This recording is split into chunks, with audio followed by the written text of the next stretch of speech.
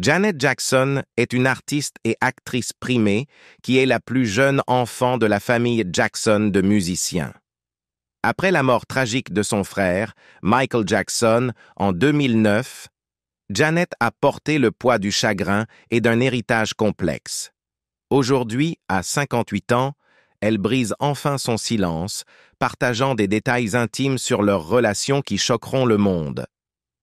Rejoignez-nous pour explorer les révélations émotionnelles du parcours de Janet, de Jackson Street à la renommée mondiale. Janet Damita Jo Jackson est née le 16 mai 1966 à Gary, dans l'Indiana, en tant que plus jeune des 10 enfants de la célèbre famille Jackson. La famille vivait dans une modeste maison de 2 chambres sur Jackson Street, naviguant dans la vie en tant que famille afro-américaine de la classe ouvrière. Sa mère, Catherine Esther Jackson, avait des aspirations musicales.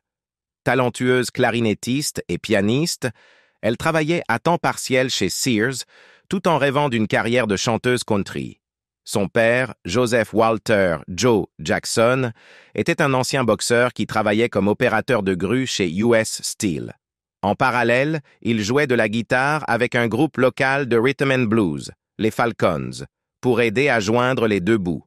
L'histoire familiale de Janet est riche et variée. Son arrière-arrière-grand-père, Julie Jack Gale, était éclaireur pour l'armée américaine et, selon les histoires familiales, un guérisseur amérindien. En grandissant, Janet avait 2 sœurs, Rebbie et Latoya, et 6 frères, Jackie, Tito, Jermaine, Marlon, Michael et Randy.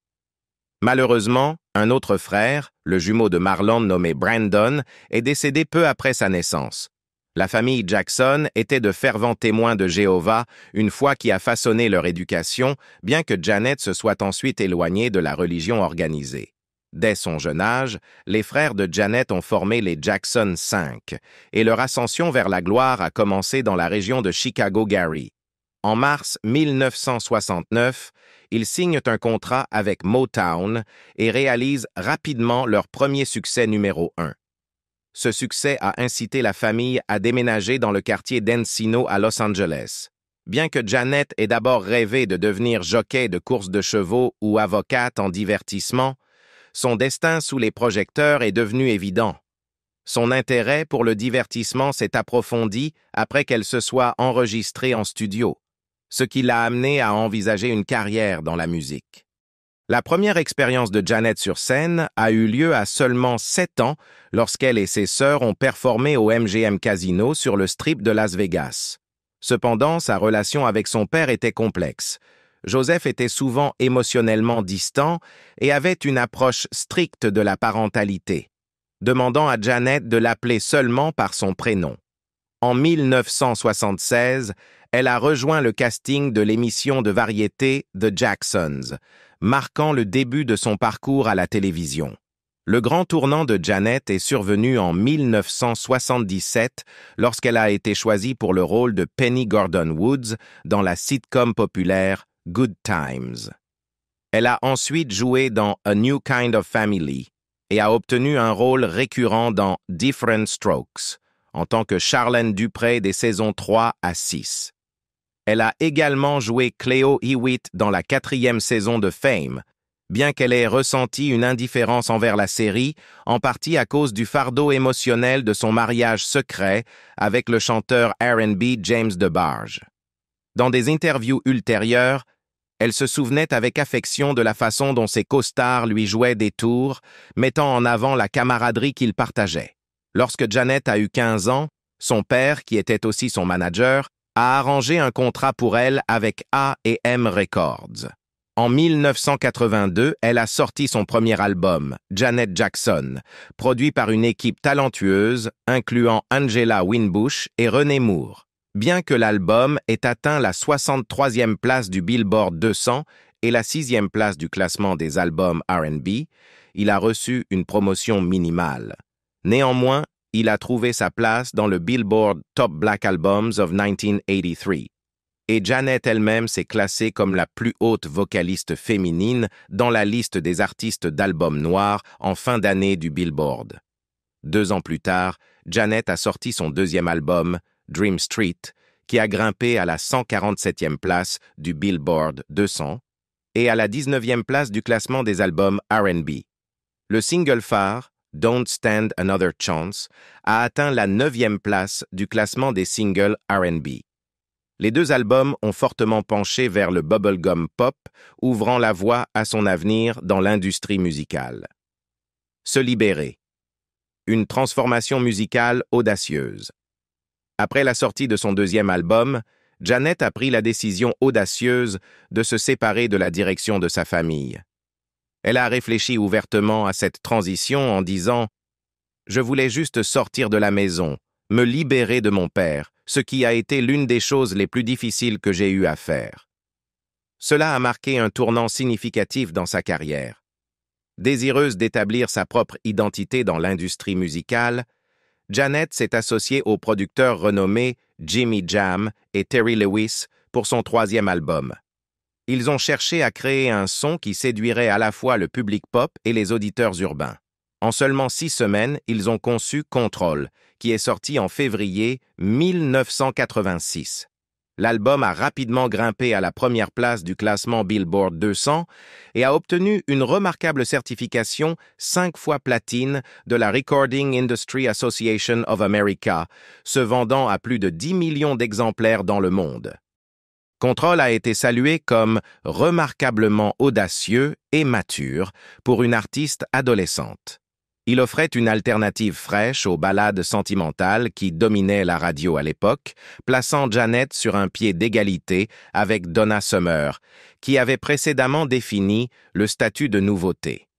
L'album a produit 5 singles dans le top 5, dont What Have You Done For Me Lately, Nasty, When I Think of You, Control et Let's Wait a While, ainsi qu'un hit dans le top 15, The Pleasure Principle, notamment When I Think of You, est devenu son premier succès numéro 1 au Hot Cent. Le succès de Control a été souligné par 6 Billboard Awards, dont Top Pop Singles Artist, et 3 nominations aux Grammy, y compris Album de l'année. Il a également marqué l'histoire en remportant 4 American Music Awards sur 12 nominations, un record qui tient toujours. Pendant cette période, Janet a réussi à se défaire de l'étiquette de simple ombre de ses célèbres frères et sœurs. Elle se transformait en une artiste à part entière.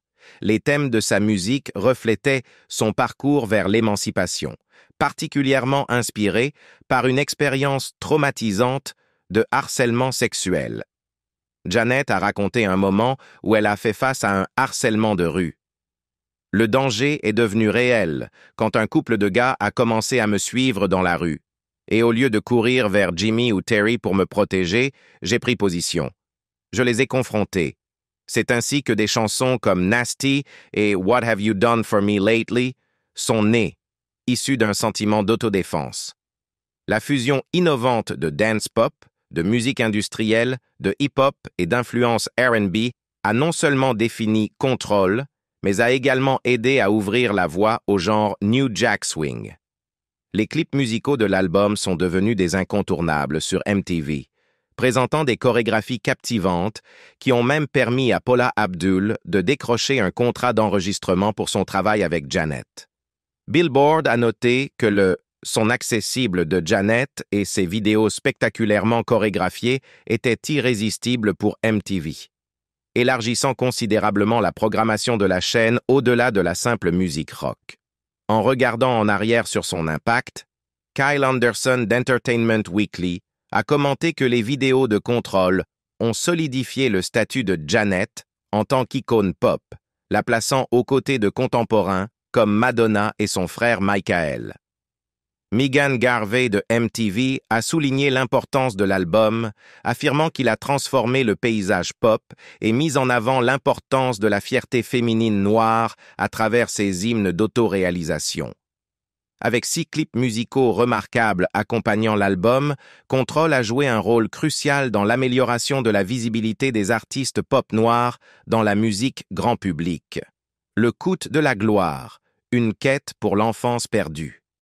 Tout comme Janet Jackson, Michael Jackson a également eu une relation tumultueuse avec son père, Joe Jackson. Connu pour sa discipline stricte, Joe veillait à ce que les répétitions de ses enfants soient longues et rigoureuses, les poussant vers la perfection dans leur performance. Cependant, cette quête incessante de l'excellence est devenue une source de profonds regrets pour Michael tout au long de sa vie. Il exprimait souvent sa tristesse face à son enfance perdue, ayant l'impression d'avoir été précipité dans le monde des adultes trop tôt. Dans une interview franche accordée à Gold Magazine en 2002, il a révélé « J'ai grandi sur scène. J'ai grandi dans des clubs. Quand j'avais 7 ou 8 ans, j'étais dans des clubs. J'ai vu des filles se déshabiller, j'ai vu des combats, j'ai vu des gens vomir les uns sur les autres, j'ai vu des adultes agir comme des fous. » Ces expériences ont laissé une empreinte profonde sur Michael, façonnant sa perspective sur la vie et la célébrité. Il se sentait privé des joies simplesses et des libertés qui accompagnent une enfance normale. L'environnement rigoureux et exigeant que Joe a créé, destiné à transformer ses enfants en superstars, négligeait souvent leurs besoins émotionnels et développementaux. La sévérité de Joe imposait une pression immense, faisant ressentir à Michael qu'il ne pouvait pas vraiment vivre selon son âge. Ces méthodes comprenaient des punitions sévères pour les erreurs et une exigence de perfection à tout moment. Bien que cette approche ait inculqué une forte éthique de travail et un professionnalisme à Michael et à ses frères et sœurs, elle a également compliqué leur relation avec leur père. Michael a particulièrement lutté contre des sentiments de ressentiment et un désir d'une enfance plus typique. Malgré ces défis, son exposition précoce à l'industrie du divertissement lui a permis d'acquérir des compétences et des expériences inestimables. Sa capacité à performer sous pression, son attention méticuleuse aux détails et son engagement indéfectible envers son art peuvent tous être retracés jusqu'à ses années formatrices. Pourtant, le prix qu'il a payé a été élevé, le conduisant à une quête de toute une vie pour l'enfance qu'il n'a jamais eue. Les Jackson 5 ont émergé comme l'un des plus grands groupes des années 70. Ils ont commencé à se produire lors de spectacles de talent et dans des clubs du Chitlin Circuit, où de nombreux clubs et théâtres afro-américains étaient situés. En 1967, ils signent leur premier contrat d'enregistrement avec le petit label Steeltown Records et sortent 2 singles qui n'ont pas eu beaucoup d'impact. Tout a changé en 1968 lorsque les Jackson 5 ont signé avec le grand label Motown. Ils sont rapidement devenus un phénomène, battant des records en devenant le premier groupe à avoir ses 4 premiers singles atteindre le numéro 1 du Billboard Hot 100. Ces grands succès comprenaient I Want You Back, ABC, The Love You Save et I'll Be There. En seulement 5 ans, de 1969 à 1974, les Jackson 5 ont accumulé 17 succès dans le top 40, dont 6 étaient des singles R&B numéro 1. Leur vague de succès a été alimentée par la voix remarquable de Michael Jackson, qui n'était encore qu'un enfant lorsqu'ils ont fait leur entrée sur scène. Le son funky soul du groupe, leurs adorables routines de danse et l'incroyable capacité vocale de Michael les ont rendus célèbres. Les fans ne se lassaient pas de leurs performances live vibrantes et de leurs chansons accrocheuses et entraînantes. Après avoir connu un succès précoce chez Motown, les Jackson 5 ont décidé de partir et de signer un nouveau contrat avec Epic Records en 1976. Jermaine a choisi de rester avec Motown, il a donc été remplacé par son frère cadet Randy, et ils se sont renommés les Jacksons. Ils ont continué à sortir des succès chez Epic, notamment Enjoy Yourself, Shake Your Body Down to the Ground et Can You Feel It, à partir d'albums comme Destiny et Triumph. Bien qu'ils aient continué à se produire ensemble, Michael Jackson a également entrepris une carrière solo immensément réussie, avec des succès comme Don't Stop Till You Get Enough et Billie Jean. Cependant, c'est l'album Off the Wall qui a véritablement établi Michael Jackson comme le roi incontesté de la pop, le distinguant de ses débuts en tant que star enfant. Sorti en 1979 alors que Michael n'avait que 21 ans, Off the Wall lui a permis de se libérer de son image de pop sucré, mettant en avant un son et un style plus matures. L'album mêlait harmonieusement funk, disco, soul et R&B contemporain dans une combinaison séduisante, distincte des précédents enregistrements de Michael. Des titres comme la chanson-titre Don't Stop Till You Get Enough et She's Out of My Life ont mis en lumière sa croissance rapide en tant qu'artiste, auteur-compositeur et vocaliste. Michael a coécrit plusieurs chansons de l'album, démontrant sa créativité et sa vision. Off the Wall n'a pas seulement été un succès commercial, mais a également reçu des critiques élogieuses. L'album a produit 4 singles dans le top 10, dont 2 numéros 1, Don't Stop Till You Get Enough et Rock With You. Il a grimpé au numéro 3 du Billboard 200. Plus important encore, il a marqué l'émergence de Michael en tant que force dominante dans la musique, capable de séduire les fans de tout genre, âge et horizon. La reconnaissance et le succès généralisé de Off the Wall ont abouti à de nombreux prix majeurs. Lors des American Music Awards de 1980, Michael a remporté 3 prix prestigieux: album R&B soul préféré, artiste masculin préféré et single préféré pour Don't Stop. Il a également reçu son premier Grammy pour la meilleure performance vocale masculine R&B pour Don't Stop Till You Get Enough. Malgré la vente de plus de 20 millions d'exemplaires dans le monde, Michael estimait que Off the Wall aurait dû avoir un impact encore plus grand. Il était déterminé à élever la barre pour son prochain album en expérimentant davantage, en prenant des risques créatifs et en réalisant un véritable chef-d'œuvre. Pour s'assurer qu'il avait le contrôle créatif total et des bénéfices accrus, Michael a lutté pour obtenir un contrat sans précédent qui lui accordait le taux de redevance le plus élevé de l'industrie musicale à l'époque, atteignant jusqu'à 37% des ventes d'albums. Cela a ouvert la voie à son album de 1982 Thriller, qui est devenu l'album le plus vendu de tous les temps. Finalement, Michael s'est éloigné des Jackson 5 après l'album Victory et la tournée massive avec ses frères en 1984. Les membres restants des Jackson ont continué à se produire pendant quelques années, mais leur popularité a diminué sans Michael en tant qu'attraction principale.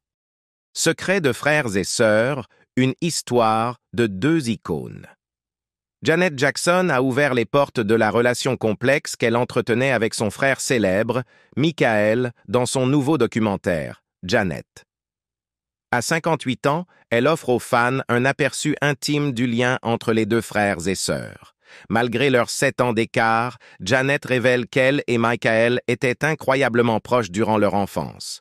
Dans la grande famille Jackson, elle ressentait une connexion spéciale avec Michael, ce qui les rendait inséparables en tant que meilleurs amis. Janet partage que Michael lui a même donné le surnom Dunk, un terme affectueux dérivé de Donkey, âne, en lien avec son physique. Cependant, elle admet avec franchise que ses taquineries concernant son poids dépassaient parfois les limites, la laissant profondément blessée. Elle se rappelle des moments où Michael l'appelait par des noms comme cochonne, cheval, séquoia et vache. Bien qu'elle essaie d'en rire, ses commentaires lui causaient une douleur intérieure. Bien qu'ils aient été très proches tout au long de leur enfance, leur relation a commencé à changer lorsque la carrière solo de Michael a décollé après la sortie de Thriller en 1982. Janet a senti une distance se former entre eux, décrivant cette période comme un moment où Mike et moi avons commencé à suivre des chemins séparés. Elle a remarqué que Michael n'était plus aussi joyeux qu'il l'avait été auparavant. Les accusations d'abus sur mineurs contre Michael en 1993 ont placé un immense strain sur leur relation fraternelle. À cette époque, un garçon de 13 ans nommé Jordan Chandler a allégué que Michael l'avait abusé au Neverland Ranch. Janet a partagé qu'elle était dévastée par ces accusations, mais aussi en colère parce qu'elles nuisaient à sa carrière naissante. Elle a expliqué qu'avant que les allégations ne surgissent, elle était sur le point de signer un contrat de sponsoring majeur avec Coca-Cola qui aurait été le plus grand de sa carrière jusqu'à présent. Cependant, l'entreprise a rapidement annulé une fois que les accusations choquantes contre Michael ont été rendues publiques. Coca-Cola a dit non merci, se souvient Janet. Coupable par association, n'est-ce pas? Malgré le tumulte, Janet est restée aux côtés de Michael et ils ont collaboré sur la chanson Scream en 1995 en réponse à la tempête médiatique entourant les allégations. Janet a noté que bien que ce fût la chanson de Michael, elle était là pour le soutenir alors qu'il naviguait dans cette situation. Cependant, leur réunion n'a pas duré longtemps, car Janet a commencé à se sentir isolée et étrangère. Lors du tournage du clip de Scream, Janet a révélé que l'équipe de Michael l'avait délibérément séparé, l'empêchant de voir le processus de tournage de Michael. Michael filmait la nuit, tandis que je tournais le jour. Sa maison de disques a bloqué son plateau, donc je ne pouvais pas voir ce qui se passait. Il ne voulait en pas de moi sur le plateau, a déclaré Janet. Elle a ressenti qu'il favorisait intentionnellement un sentiment de compétition et d'hostilité entre les frères et sœurs, ce qui l'a profondément attristée, car elle voulait être là pour l'affronter, pas pour l'opposer. Je voulais retrouver les vieux jours entre nous, mais ce n'était plus le cas. Même si Scream est devenu un énorme succès mondial, cela n'a pas suffi à réparer la rupture dans leur relation. Les allégations et controverses qui les entouraient semblaient créer une division permanente entre eux. La vérité derrière l'apparence de Michael Jackson. L'un des aspects les plus discutés de la vie personnelle de Michael Jackson était le changement notable de la couleur de sa peau qui a attiré une attention médiatique significative et suscité des spéculations publiques. Dans sa jeunesse, la peau de Jackson était d'un brun moyen, mais à partir du milieu des années 1980, elle a commencé à s'éclaircir. Cette transformation a entraîné des rumeurs selon lesquelles il blanchissait intentionnellement sa peau pour apparaître blanc, une spéculation alimentée par la nature dramatique de son apparence changeante au fil des ans. En 1983, le docteur Arnold Klein, dermatologue de Jackson, a observé les premiers signes de vitiligo, une affection qui provoque des taches de peau sans pigments. En plus du vitiligo, le Dr Klein a diagnostiqué Jackson avec un lupus discoïde érythémateux, une affection cutanée chronique.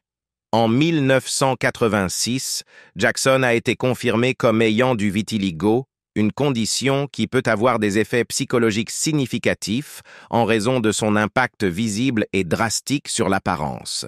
La progression de son vitiligo a entraîné des changements considérables dans l'apparence de Jackson, intensifiant la fascination et les spéculations publiques concernant sa peau.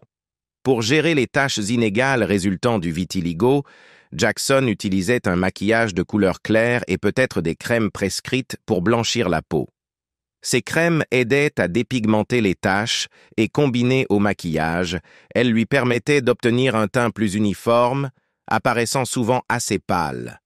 Malgré ses efforts, Jackson a fait face à un examen et à des critiques incessants de la part du public et des médias. Il a constamment soutenu qu'il n'avait pas intentionnellement blanchi sa peau et qu'il était impuissant à contrôler les effets du vitiligo. Lors d'une interview en 1993 avec Oprah Winfrey, Jackson a abordé les rumeurs et les idées fausses entourant sa condition, déclarant « Quand les gens inventent des histoires disant que je ne veux pas être qui je suis, cela me fait du mal. » Sa lutte contre le vitiligo et le malentendu du public à ce sujet lui ont causé un stress émotionnel considérable. L'apparence physique de Jackson a subi des changements significatifs tout au long de sa vie, qu'il a évoqués dans son autobiographie de 1988, Moonwalk, ainsi que dans l'interview de 1993. Il a ouvertement reconnu avoir subi 2 chirurgies de rhinoplastie, mais a nié avoir eu d'autres procédures esthétiques. Sa première rhinoplastie avait pour but d'améliorer sa respiration et sa tessiture vocale, toutes deux essentielles pour sa carrière de chanteur. La deuxième chirurgie a été réalisée peu après pour corriger des complications de la première. Jackson a également noté qu'il avait fait ajouter une fente à son menton, ce qui a encore modifié sa structure faciale. Au début des années 1980, La perte de poids notable de Jackson l'a conduit à attribuer son changement de physique à un régime alimentaire plus sain, visant à obtenir un corps de danseur qu'il considérait comme crucial pour ses performances. Cependant, son cadre mince et ses épisodes de vertige ont amené certains observateurs à spéculer qu'il souffrait peut-être d'anorexie mentale, une préoccupation qui est devenue plus prononcée dans les dernières années de sa vie. La lutte de Jackson contre le vitiligo a joué un rôle important dans ses décisions concernant les procédures esthétiques. Selon sa mère, Catherine Jackson, Michael s'est tourné vers ses chirurgies pour traiter le teint inégal causé par le vitiligo, exprimant son angoisse face à son apparence tachetée. Malgré les affirmations publiques de Jackson selon lesquelles il n'avait subi que quelques interventions, Catherine a supposé qu'il avait peut-être eu plus de procédures qu'il ne l'admettait, suggérant une possible addiction à la chirurgie esthétique. Après la mort de Jackson en 2009, d'autres détails sur sa santé et ses procédures esthétiques ont émergé. Les rapports d'autopsie ont confirmé son diagnostic de vitiligo et ont révélé divers autres traitements esthétiques qu'il avait subis, corroborant les affirmations de Catherine. En 1986, Michael Jackson est devenu le centre de nombreuses histoires sensationnelles et rumeurs qui ont captivé le public et alimenté la spéculation médiatique. Parmi celles-ci se trouvait l'affirmation selon laquelle il dormait dans une chambre à oxygène hyperbare pour ralentir le processus de vieillissement. Cette histoire particulière, ainsi que d'autres allégations inhabituelles, a souligné la fascination et le scrutin entourant sa vie personnelle. Les rapports ont suggéré que Jackson utilisait la chambre hyperbare pour ses bénéfices potentiels de guérison, car elle implique de respirer de l'oxygène pur dans un environnement pressurisé. Jackson a nié les allégations, bien qu'une image largement diffusée le montre reposant dans une chambre en verre que beaucoup croyaient qu'il avait divulguée à The National Enquirer. Jackson a soutenu que l'image n'était qu'un cliché promotionnel pour un prochain projet spatial le mettant en vedette. Malgré son déni, l'histoire a persisté, ajoutant à la mystique de son mode de vie. Aux côtés des rumeurs concernant la chambre hyperbare, il y avait des allégations selon lesquelles Jackson recevait des injections d'hormones féminines pour maintenir sa voix aiguë et son peu de pilosité faciale. Des spéculations sont apparues selon lesquelles ces traitements hormonaux faisaient partie des efforts de Jackson pour préserver son apparence distinctive et juvénile ainsi que la qualité de sa voix. De la gloire à la tragédie. Le côté obscur de la célébrité de Michael Jackson. Les luttes de Michael Jackson contre l'addiction étaient une partie profondément tragique et significative de sa vie, affectant gravement sa santé et sa carrière. Sa dépendance aux analgésiques, exacerbée par des problèmes juridiques très médiatisés et des défis personnels, a finalement conduit à une fin dévastatrice. La lutte de Jackson contre l'addiction aux analgésiques a commencé après un tragique accident survenu lors du tournage d'une publicité pour Pepsi en 1984, où un dysfonctionnement pyrotechnique a causé de graves brûlures sur son cuir chevelu. Pour faire face à la douleur des chirurgies reconstructrices nécessaires après l'accident, Jackson s'est tourné vers les analgésiques. Au fil du temps, sa consommation a augmenté, notamment en réponse au stress immense provoqué par diverses pressions, y compris des allégations sexuelles qui ont émergé en 1993. En novembre de cette année-là, la combinaison de ces allégations, de problèmes de santé et de sa dépendance croissante aux médicaments a contraint Jackson à annuler les dates restantes de sa Dangerous World Tour. Cette décision a mis en lumière l'impact sévère que ces événements avaient eu sur sa santé physique et mentale, le poussant à chercher un traitement pour son addiction. En mars 2009, au milieu des spéculations persistantes sur ses finances et sa santé, Jackson a annoncé une série de concerts de retour très attendus, intitulés « This Is It ». Lors d'une conférence de presse tenue à l'O2 Arena à Londres, il a révélé que ces concerts marqueraient ses premières performances majeures depuis la fin de la History World Tour en 1997. Jackson a suggéré que « This Is It » pourrait être sa dernière tournée indiquant son intention de se retirer des performances live par la suite. L'annonce a suscité une vague d'excitation et d'anticipation, avec des fans du monde entier attendant avec impatience son retour sur scène. Toutes les dates de concert se sont rapidement vendues et les spectacles devaient débuter en juillet 2009, promettant d'être un événement monumental dans la carrière de Jackson et un tournant potentiel pour son image publique et sa situation financière.